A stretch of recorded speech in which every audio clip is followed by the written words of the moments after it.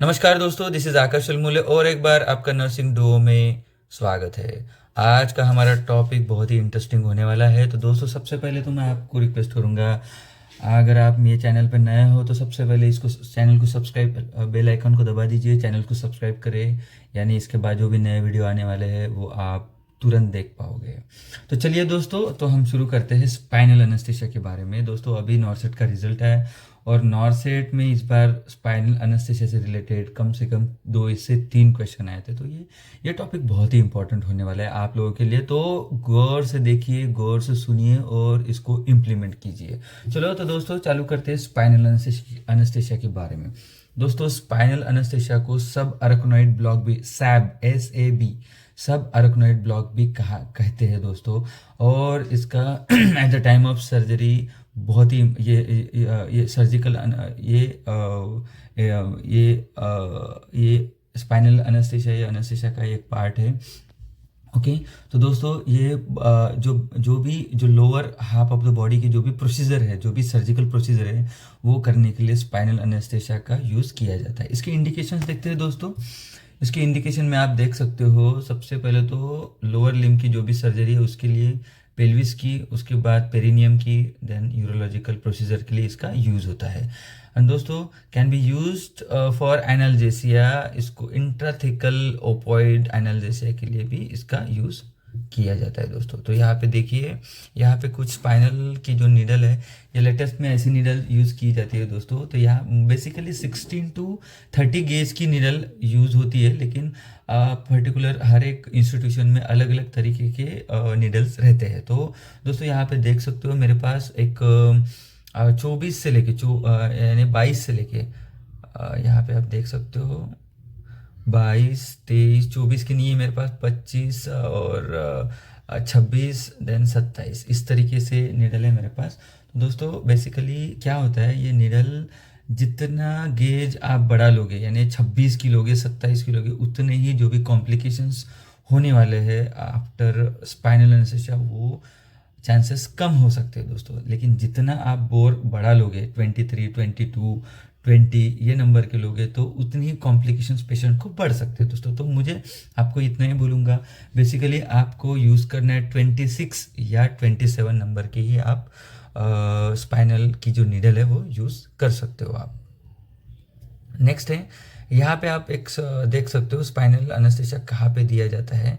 तो L3 L4 यहाँ पे देख सकते हो, ये ड्यूरा है दोस्तों। ड्यूरा के अंदर ये नीडल है, इसकी नीडल देख सकते हो। इसको डायरेक्ट CSF में, ड्यूरा पंक्चर करके डायरेक्ट CSF में स्पाइनल एनेस्थीसिया दिया जाता है दोस्तों।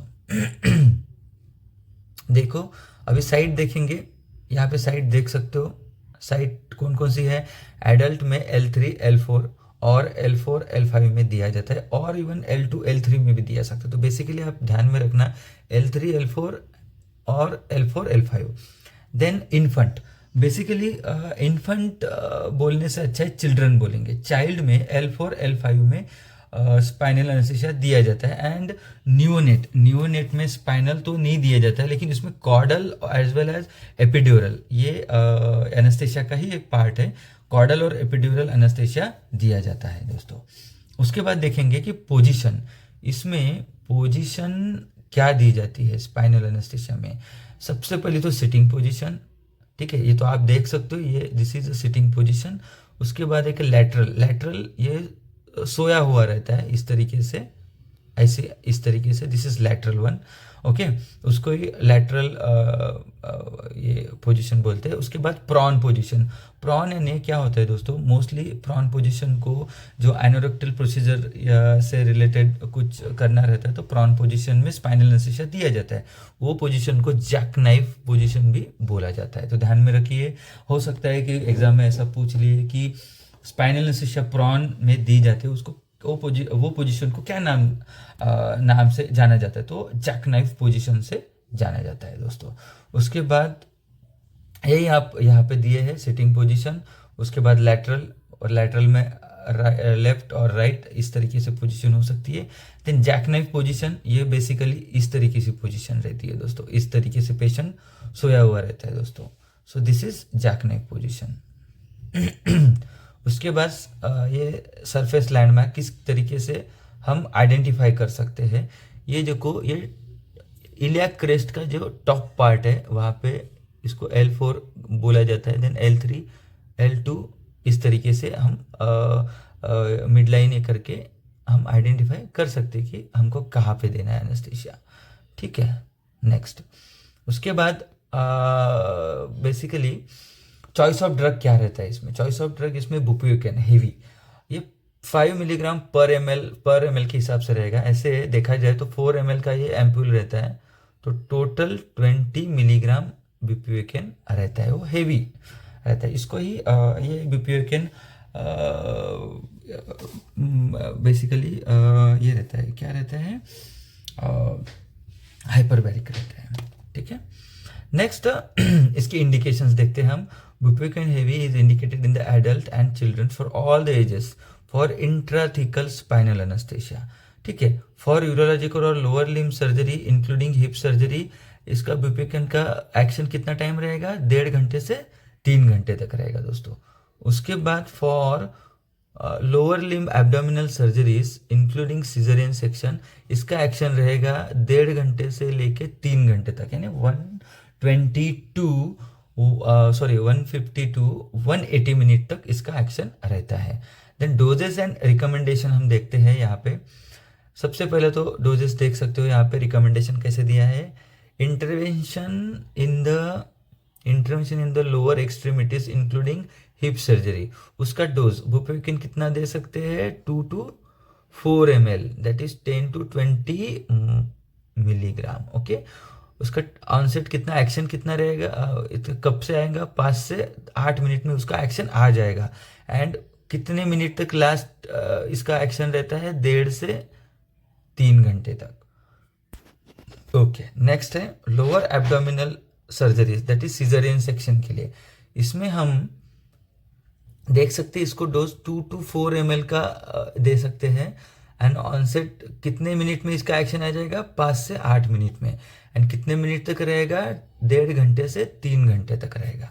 देन नेक्स्ट है यूरोलॉजिकल सर्जरीज में, इसमें इसका डोज 1.5 ml to 3 ml तक रहेगा। इसका ऑनसेट एक्शन कब तक आएगा, 5 to 8 मिनट में आ जाएगा। उसके बाद कितने घंटे तक चलेगा इसका एक्शन, 2 से 3 घंटे तक दोस्तों। नेक्स्ट है स्पाइनल एनेस्थीसिया एडिटिव्स। तो दोस्तों आप यहाँ पे देख सकते हो ये एडिटिव्स है, यानी बुप्रोपियन के साथ उसका एक्शन और अच्छा होना चाहिए, इसके साथ उसका एक्शन अच्छा आना चाहिए, तो आप उसके साथ ओपॉइड्स दे सकते हो, लाइक फेंटानिल। यहाँ पे फेंटानिल कितना दे सकते हैं, अप टू 25 माइक्रोग्राम, यानी आप 10 माइक्रोग्राम से लेके 20 माइक्रोग्राम तक आप फेंटानिल बुप्रोपियन के साथ दे सकते हो। जैसे कि लोअर सिजेरियन सेक्शन में उसका एक्शन अच्छा आना चाहिए, उसको पेन लॉन्ग टर्म यानी सिजेरियन के बाद जैसे पोस्ट केयर में कितना उसका एक्शन अच्छा रहना चाहिए। इसकी वजह से आप 2 ml आप बुप्रोपियन के साथ 10 to 20 माइक्रोग्राम फेंटानिल डाल सकते हो, तो इसको अच्छा एक्शन आएगा। जैसे it improves the blocks and provide post operative pain relief. दोस्तों ये बहुत अच्छा कॉम्बिनेशन है दोस्तों। उसके साथ आप क्लोनिडिन भी दे सकते हो, डेक्स्ट्रोमेडिन भी दे सकते हो, नियोस्टिग्मिन भी दे सकते हो, एपिनेफ्रिन भी दे सकते हो। तो इस तरीके से ये एडिटिव्स है, यानी आप बुप्रोपियन के साथ ये दे सकते हो। बुप्रोपियन में डेक्स्ट्रोज भी रहता है दोस्तों, तो ये हाइपरबैरिक है। Okay, next contraindications of spinal anaesthesia. तो इसके कॉन्ट्राइंडिकेशन क्या है, सबसे पहला तो है यहाँ पे आप देख सकते हो ये है इन्फेक्शन, साइट में इन्फेक्शन है तो उसके बाद पेशेंट रिफ्यूज़ करता है तो उसको नहीं चाहिए। देन कोआगुलोपैथी और ब्लीडिंग डिसऑर्डर है तो नहीं दे सकते हैं। हाइपोवोलेमिया में नहीं दे सकते हो। इंक्रीज इंट्राक्रैनियल प्रेशर है तो नहीं दे सकते हो। उसके बाद इसके कॉम्प्लिकेशंस क्या है दोस्तों, देखो ब्रैडिकार्डिया है, नोसिया वोमिटिंग है, उसके बाद है क्रैनियल नर्व पाल्सी भी हो सकती है। ट्रांसिएंट न्यूरोलॉजिकल सिम्टम्स जैसे आ सकते हैं लिडोकेन से, कॉर्डा इक्विना सिंड्रोम जैसे बोवेल ब्लैडर के डिसफंक्शन हो सकते हैं दोस्तों। देन हाई न्यूरल ब्लॉकेट भी हो सकता है। उसके साथ है सबसे इम्पोर्टेंट इसके कॉम्प्लिकेशंस देख सकते हो तो सबसे पहले तो हाइपोटेंशन हो सकता है, ठीक है। हाइपोटेंशन होता है तो इसको प्रिवेंट कैसे कर सकते हो? एक इंट्रावेनस फ्लूइड देके 10 to 20 ml पर केजी के हिसाब से आप दे सकते हो, ठीक है। उसके बाद इसको कैसे, ट्रीटमेंट ऑफ हाइपोटेंशन कैसे होगा दोस्तों? 100% oxygen, then leg elevation and आपका हेड डाउन होना चाहिए दोस्तों, यानी हेड लो पोजीशन आपको देना पड़ेगा। एंड फ्लूइड में क्या क्या देना पड़ेगा? इसमें क्रिस्टलॉइड एंड कोलॉइड दे सकते हो आप। उसके बाद सबसे इंपॉर्टेंट इसका कॉम्प्लिकेशंस है, क्या है दोस्तों? पोस्ट ड्यूरल पंक्चर हेडेक, पीडीपीएच, पीडीपीएच इसको बोला जाता है दोस्तों। ये बहुत ही इंपॉर्टेंट है, पीडीपीएच से सवाल आया नहीं है लेकिन आ सकता है दोस्तों। पीडीपीएच क्या होता है दोस्तों? जैसे ही due to leakage of CSF, यानी स्पाइनल एनेस्थीसिया में जब हम एक या दो बार या बड़ी यानी 22 नंबर की या 24 नंबर की जो भी स्पाइनल एनेस्थीसिया की नीडल हम यूज़ करते हैं, तो दोस्तों जैसे ही हम दूरा को पंक्चर करते हैं, सीएसएफ बाहर आता है, सडनली जो इंट्राक्रैनियल प्रेशर है वो कम हो जाता है दोस्तों। उससे क्या होता है दोस्तों कि पेशेंट को पोस्ट ड्यूरल पंक्चर हेडेक आ सकता है दोस्तों। तो इसको अवॉइड करने के लिए आप क्या कर सकते हो? इसमें ट्रीटमेंट प्लान दिया है। इसमें आप पेशेंट को सुपाइन, यानी आप सुपाइन पोजीशन में पेशेंट को सुला सकते हो। अच्छे से हाइड्रेशन मेंटेन करिए, देन उसको पीसीएम और डाइक्लो या एनएसएआईडी विदाउट और विथ कैफीन आप उसको दे सकते हो दोस्तों। इसके पहले क्या होता था कि एक एपिड्यूरल ब्लड पैच नाम की भी एक चीज आती थी दोस्तों। तो एपिड्यूरल ब्लड पैच भी पहले दिया जाता था, उसमें 15 से 20 ml पेशेंट का ही खुद का ब्लड लेते थे और वो जहाँ से हमने स्पाइनल दिया था वहीं पे उसको पुश किया जाता है दोस्तों। तो एक प्रकार से वो क्या होता था, जो पंक्चर साइट थी 2 या 3 बार पंक्चर हुआ, या जो बड़ा वाइड बोर से हम जैसे जो नीडल थी वाइड बोर वाली, उससे क्या होता था, सीए से बाहर आता था, उसमें होल रह जाता था दोस्तों। तो क्या होता है कि ब्लड पैच लगाने से वो जो ब्लड रहता है वो स्टिक हो जाता है, यानी जो लीकेज जो पार्ट था वो बंद हो जाता है। तो इसका भी एक फायदा था, लेकिन आजकल में एपिड्यूरल ब्लड पैच कोई यूज करते नहीं है दोस्तों। तो इसके लिए सबसे अच्छा क्या है? पोस्ट ड्यूरल पंक्चर हेडेक रोकने के लिए सबसे मेन इंपॉर्टेंट है 26 गेज या 27 गेज की स्पाइनल नीडल आपने यूज करना है, ये सबसे इंपॉर्टेंट है दोस्तों। एंड पीडीपीएच कब होता है दोस्तों? बेसिकली जैसे ही ये होता है, क्या बोलते हैं दोस्तों, एक 12 से 24 घंटे में इसकी शुरुआत हो जाती है नॉर्मली। जो ये it appears with in the 24 to 48 hours, okay, after the puncture, okay. तो बेसिकली ये एक हफ्ते तक ये रह सकता है पेशेंट में। तो दोस्तों ये इस तरीके से हम ये पीडीपीएच हम अवॉइड कर सकते हैं। तो होप सो आप सभी को ये समझ में आ गया होगा दोस्तों। तो यहाँ पे हम देख सकते हैं कि एज के हिसाब से relationship among variable and post spinal puncture headache का क्या क्या रिलेशन है। तो आप यहाँ पे देख सकते हो, अगर यंगर एज वाला लड़का है तो उसमें ज़्यादा होता है, फीमेल्स में ज़्यादा होता है।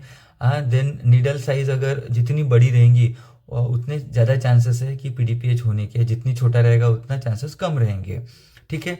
देन मोर इन प्रेग्नेंट वुमन में ज़्यादा हो सकता है दोस्तों।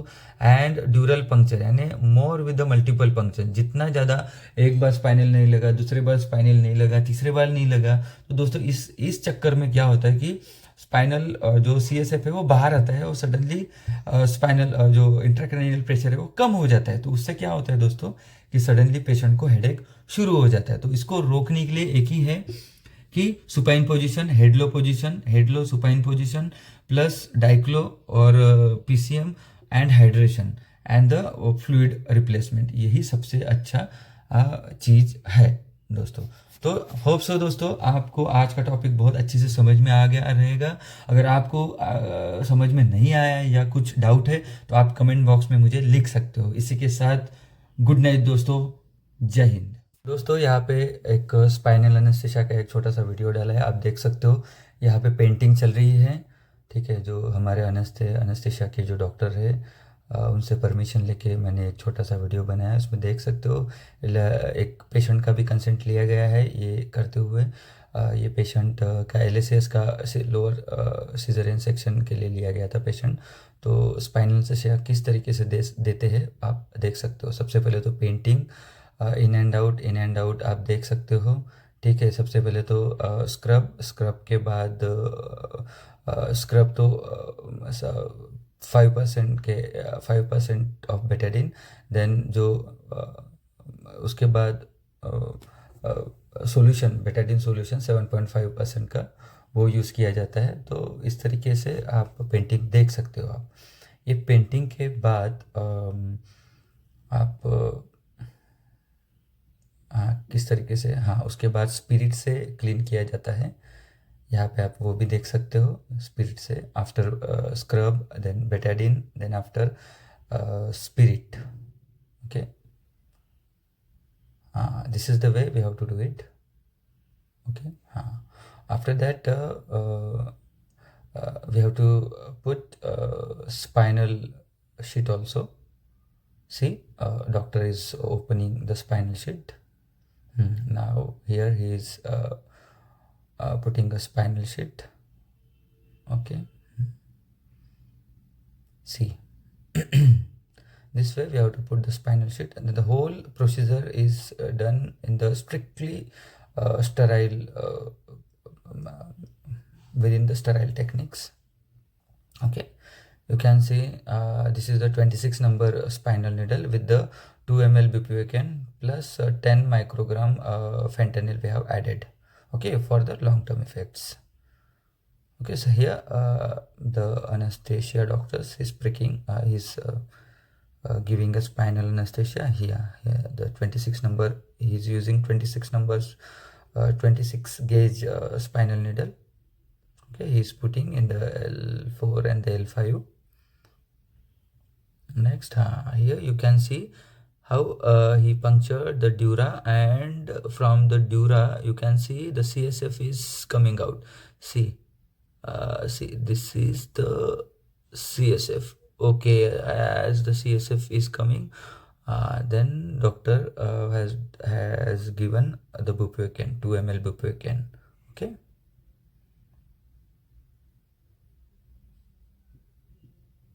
After giving bupivacaine, within it will act within the 5 to 8 minutes. Okay, so suddenly the patient has to lie down. First we have to remove each and everything, the needle and syringes and everything, that spinal sheet also. Then we have to lie down the patient and the procedure will start. Thank you guys, thank you for watching.